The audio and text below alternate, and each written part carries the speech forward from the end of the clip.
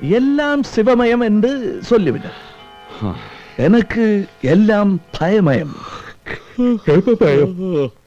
Sorry. காலா உன்னை காலால் உதப்பன் என்று காலமான பாரதி சொன்னவர்.